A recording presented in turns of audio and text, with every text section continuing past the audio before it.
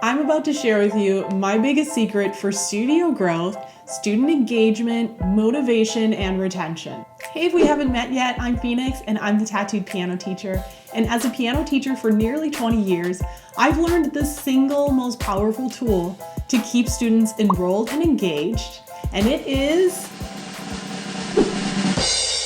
annual events. Now, what if I told you that I have my entire studio schedule all figured out for the next 2 years? By the end of this video, you'll see what events you could introduce in your studio, when to do them, and how your students would benefit from them. First, let's talk about recitals. This is the first thing that people think about when they think of piano studio events. And a lot of piano teachers ask, do I have to do recitals? And I totally get it. Recitals are a lot of work. It is so much easier to just coast from month to month, year to year, without having to worry about this big event that you have to plan. And when I was a new piano teacher, the idea of hosting a recital was so overwhelming that I put it off for a few years. But after I had my first recital, I've actually never gone a year without a recital since. Recitals mean a tangible performance goal, a place to work up to, an opportunity to play something in front of family and friends, and it's also the #1 community building event for a piano studio. Parents, grandparents, friends, and family all get to see what you've been doing, what you're about, and to track that growth and progress. So if you want my opinion, no, you can't get by without doing recitals. Personally, I do 2 recitals. One at the holiday season in December and one in the spring in May, which is a themed recital. Every year the theme is different and the students get really into either creating art pieces that go with that theme, figuring out a costume or outfit that goes with that theme, and of course picking out pieces that fit the theme. If the idea of planning regular recitals completely overwhelms you, have no fear. I have a little checklist that I have created. Link in the description, it's totally free. And stick around to the end when I'm going to talk about exactly how far ahead I start planning for my recitals and how I keep that all organized. The next big event in my studio is an annual music festival or piano competition that happens every January. My students participate in the National Federation of Music Clubs annual regional audition event. So what this means is that they're preparing 2 pieces, one off of a list and one of their own choosing, memorized and then performed for a judge in January. We actually start preparing for this in August. We start thinking about the pieces. We pick out the pieces together. I give them plenty of time and a plan, strategy to learn everything and have everything memorized by the end of the year, and then January is just spent polishing. The students get really into this process and they build up points towards a trophy with these federation events.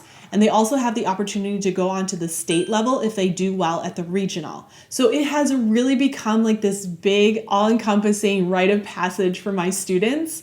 And I have honestly had a couple of students along the way who are kind of teetering on maybe not being so into piano anymore as they get into their teen years. But the parents have literally told me, yeah, they're gonna keep with it until they get that next trophy. So it keeps them going. Every state kind of has their own federation of music clubs, but if that's not a thing in your state, surely you can find some sort of organization or competition that's happening locally with piano teachers in your area, so just do a little bit of research. If you're finding any useful tips so far, go ahead and hit that like button so I know to make more piano teacher related content like this. Next, let's talk about summer camps and workshops. I love to offer a variety of things during the summer when students are available during the day and I have a little bit of extra time as well. I offer a composition boot camp, which is like a day camp where they come for 5 hours every day, Monday through Friday for 1 week. And we hit the books hard. We compose, we talk about engraving on the computer and publishing and that whole entire process. We talk about chord progressions and melody and notation tricks and all of that. So that is a really great opportunity to work with a small group of older students. And then I also offer composition classes for the younger students. They come once a week for a few weeks in a row and they end up with a final composition project. Leave a comment below if you're interested in hearing more about my composition classes or that curriculum, which I have designed myself. I'd be happy to make a video about how I do that or give some suggestions about that. I also like to do some sort of rhythm workshop, and I usually theme it based on whatever the big movie is that year to kind of get students into that. And we work with rhythms, specifically reading them, tapping them, and we do sort of like a drum circle thing and some movement. So that's really fun. I also like to do a guitar class or a ukulele class for beginners. These instruments are really easy to do in a group setting, and although I'm no guitar master, I at least have enough skills to conduct like a beginner class like this. And this final one is kind of random, but every year I give crochet workshops. So I have a beginner class where I teach the kids the beginning stitches, and they just make like some little squares, take the materials home, and then they can practice. And then I also have like a project where we're making like a little owl or a turtle or something like that. So they get to take their finished project home.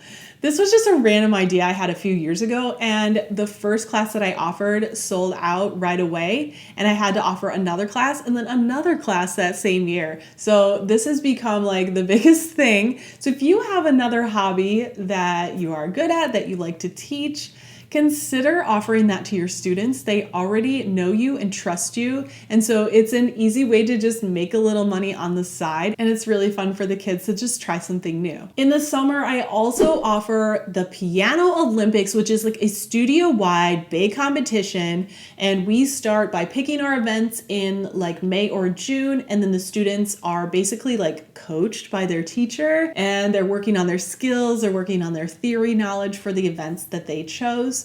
And then there's a final event in August where they are judged on their final performance. And then I give a live ceremony, which is almost like a mini recital where I hand out medals, gold, silver, bronze medals, just like the Olympics, and have some students perform. So that is also a really good motivator. And it's a great way to make those sort of dry technical skills like scales and arpeggios and all that theory stuff that sometimes it's hard to get them to do. It makes it all sort of fun and competitive. So those are all the major events that I offer throughout the year. So I'm gonna hop over to my desk and share my screen to show you exactly how I plan ahead for all these events and what the entire year looks like. Right away at the beginning of September, my students start picking out their Federation pieces. Federation is the competition, the judged competition that takes place in January, but we start really early, so we have plenty of time, especially through the holiday season, to get those 2 pieces learned and memorized. In October, we really buckle down on learning those Federation pieces, and then in November, we're memorizing those Federation pieces. I will also mention that we start working on Christmas music in October so that we're ready for the holiday recital, which is usually like the second week in December. They learn at least 1 holiday song for that recital. In January, we have our judged competition, the Federation Festival, and so they are doing the final polishing and memorizing on that.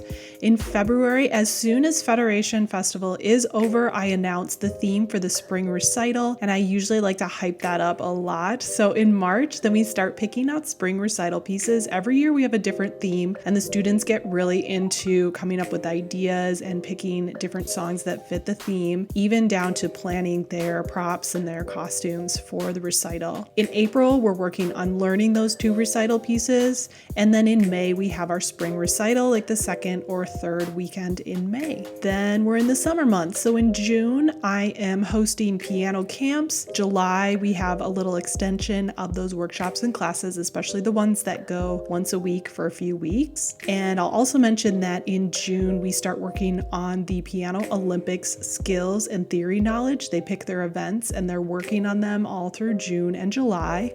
And then in August we have our final judging event for the Piano Olympics, as well as the awards ceremony for that.